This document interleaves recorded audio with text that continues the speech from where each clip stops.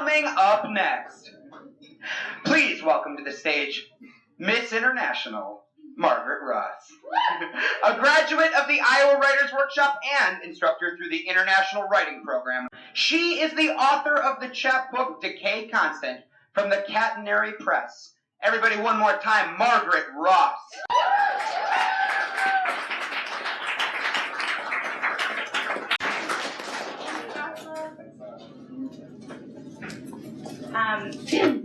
I'm going to read one poem. It's called Human Resources. I can't help myself. I tried again. My eyes sent out by a jab of the stick that aims its tip behind them. I don't owe anyone. I know to stay. The small hand slips. I back my head against the imitation cedar paneling the long edge of the dive.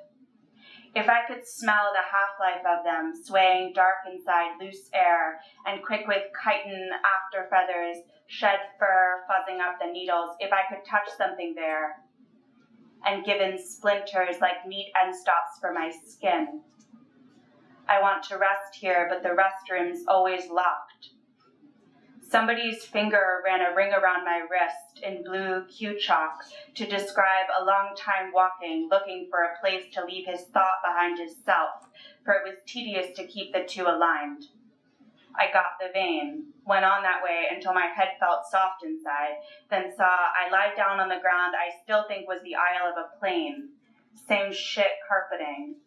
Some wine in the seat. It's hard in here. The sticky remnant of a napkin flags the change left for a tip. Don't listen for a lesson, for the less you try to keep, the less you lose. I tired again. Can't help this blank I am, who in the name of testimony slits its truant wants, as if the blade I fiddle with the case to wasn't always only me.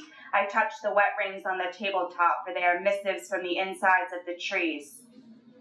Time snaking its concentric years around the soft pulp aisled up the center, tightening. Show me the place you mean. You can't see. Show it to me. No, it's private. Then describe the feeling, screen stuck on a mid-shot of a river that never leaves the river. An ad for beer. I float out to the edge. Describe leaves. I thought I'd never be this person, turning to a wall for company. Not lonely. Measuring. It should be reassuring, fettering fear in a rim, a cup to keep my doubts constricted in, looped memory, its clean, cold, stainless circles turn about. I used a river for a strop. I let it out. I left my days spent winding down the long south.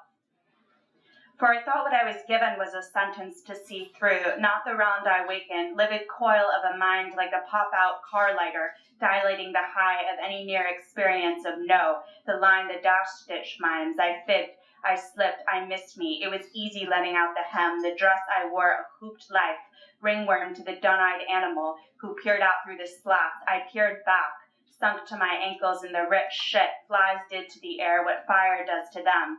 A quick buzz like an error, sound the gas did to my hair. When leaning down to light a smoke, you have to pull away before. I pull my fingers out before I wear the repetition like a wedding band. Do you need another? I don't think so. Anything? No spin on the emerald worsted wall of the shot they turn their bodies sideways to get by. It was called fine, that feeling you reported when you got asked how things went. Meant far. Some reach in the head, the sense is insufficient to relay. There's silt in my mouth, for everywhere it still feels sick of me. It's crowded in the row the regulars sustain, like track lights skimming off a view, leave tinted mirror in the window's wake. We see ourselves, an unremitting symptom in the air between ourselves that goes and goes, just breezes billowing the period clothes, resewn, recut. I right my skirt, I tell the time to stop. Everywhere who died on the earth looped in the instant still, and catching on the present sense, the only surface habitable. I had a windy crown, it turned to seed. I had a seed, it turned the dense soul, turned to water back and forth between. The drab cells cooped up heady tangibles, swilled down to clean the skin of edge, the sharp mind of before. Before belief in linear time, there was a man with greased hands crawling deep into the rock, a hollow femur clamped between his lips, and packed with powdered pigment blown out on the wall around his hand. So when he dropped his hand, there was the bare space it had been, surrounded by a red spray radiating the shape of the doily vision is, decorating the immobile bluff of what it was to be. We sat, we rose, we asked, we checked, and time spread aimless out in all directions as, where was I, am I, laced with its tendons cut. Thanks a lot, Margaret Ruff.